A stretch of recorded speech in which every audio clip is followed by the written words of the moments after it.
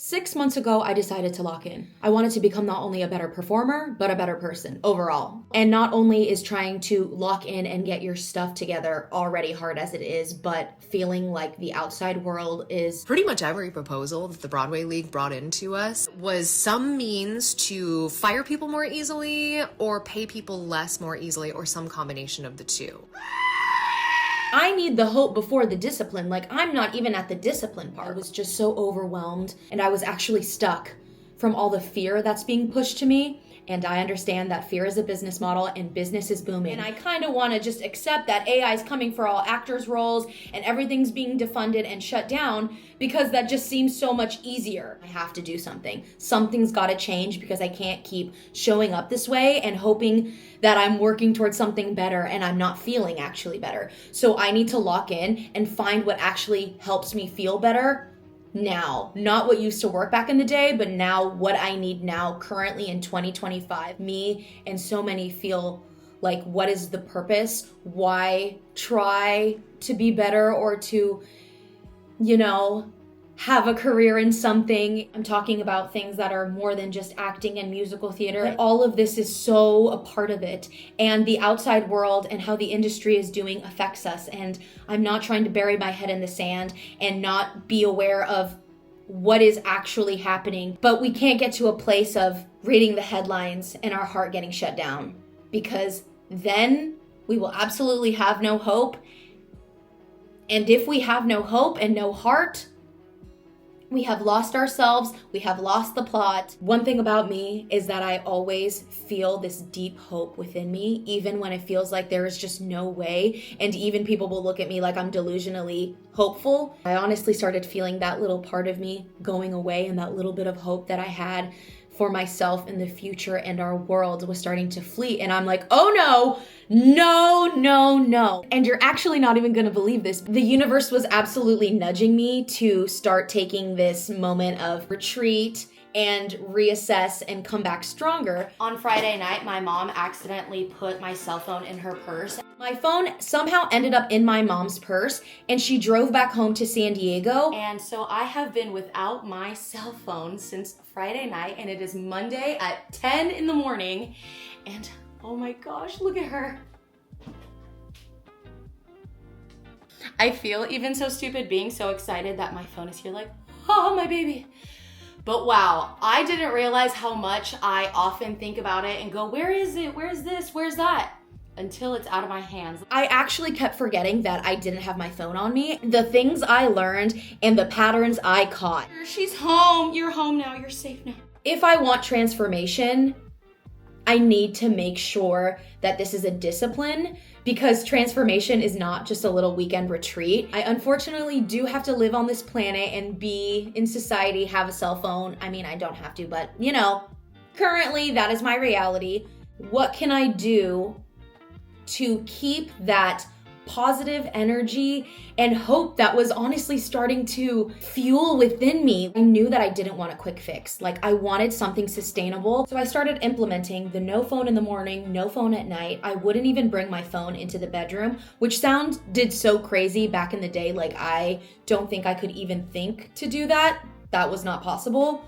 But when I was without my phone for a couple days and it was not in the same building as me, I was like, wow, what do you know? I actually don't need it. I don't need it there. Realizing that when I pour all my energy to all these things that I don't even want, I'm left with nothing. I have no courage, discipline, or desire to do anything that I really want because I just accidentally poured all my attention and all that I have and paid it all to everybody else. And once I found the source, and rip out the duct tape and put it on and patch up these holes because I don't want my energy to be leaking anymore. What I'm going to do is set alarms throughout the day, like 2, 4, and 6. And when that alarm goes off, I can take a moment to be present and see where I'm at. Like, oh, am I on my phone? Am I actually spending my day how I want it? Like, stop and blare and be like, hello, are you aware of what you're doing? Because I was realizing that I was not aware of what I was doing. I was just doing, and I was just on autopilot. Just focus on myself and my growth, because if I'm just focused on my growth,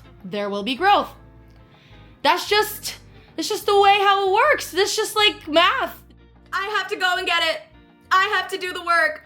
I have to believe in myself. Today, I will be checking out a brand new dance studio that is much closer to my house, thankfully. And 6 months ago when I decided to lock in, I started taking dance classes at this new dance studio because I knew that that's what I needed to do. It's off season, we're not in a show. What are you gonna do? Train, keep yourself, going. Doing that also makes you feel good. Unless you're not in a good mental space, which is what was happening to me. And I was showing up because I knew that's what I needed to do, and showing up because I needed to perform, and prove that I could get better and that I'm gonna get better, because I'm considering signing up for a tap boot camp so I can really learn the basics, because the beginner's class, again, is beginners, but I still feel like I am struggling to keep up. And so they said that they're gonna have a boot camp for like 8 weeks. So I'm like, yes, you do want to prove to yourself that you can apply yourself and become better at something, but it was really from a different proving standpoint. It was more not to prove to myself, but to prove to others, prove to you, prove to everyone that I am not going to give up, but the work is going to feel so much heavier and harder, and there's going to be so much more resistance there if you're not there in the right mental space. I have felt those two separate mind spaces where it's like, I am here and I'm challenging myself and I'm excited to be here and learn and see this.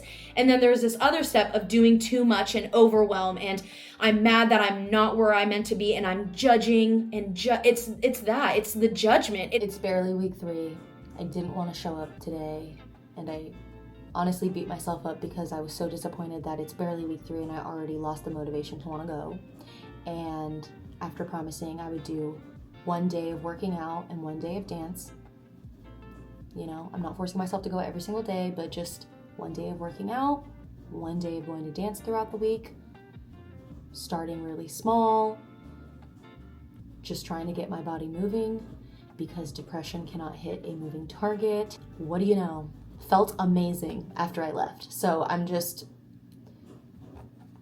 it's like, you're gonna find the happiness in the things that you are trying to avoid. What is that? And I'm just trying to unpack that all here. So tomorrow is actually my final tap class for my 8-week boot camp class that I enrolled in. It's been difficult and there's been a lot of discomfort. And I try to tell myself, how about we try to welcome this discomfort? What opportunity is this discomfort trying to offer me? If that emotion is rising for a reason, it's arising so I can see it and I can hold it, acknowledge it, and release it.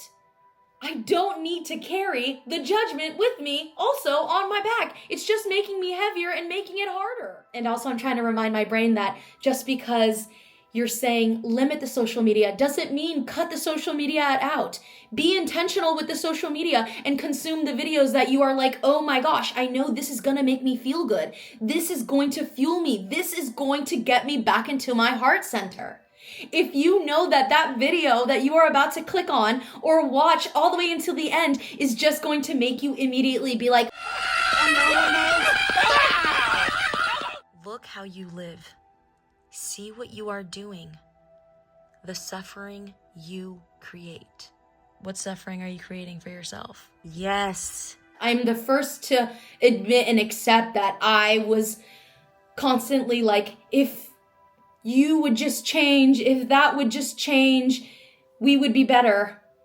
But realizing how much power I have within myself, this is when we need to take those moments to step back and refuel ourselves so we can move forward with hope and in our heart center. And I actually have so much more work I need to do, because if I'm jumping to blame and shame and assuming that my side is right or your side is wrong or one of the other, that's when I jump into judgment and I have lost my humanity in my heart, and I know that there is nothing good from that. I really want to keep the hope up. I don't want to give up on this dream. I don't want to give up on this industry, and I don't want to give up on myself. All right, I need to have a happy song. Someone quickly put on a song to make me alter from this state. Which is why the arts and music and creativity is so important. Community spark check with the beautiful supermoon in the back. my Halloween lights, my birthday Halloween lights. I didn't even mean to chat, but now that I'm here, it was just Halloween weekend and it was just my birthday and my cup is overfloweth, my spark is overfloweth. The supermoon is about to be poppin' when I put this live early tomorrow morning. So I will see you soon, community. I'm sending you love. I'm thinking of you. I'm back. I'm ready. Come to me.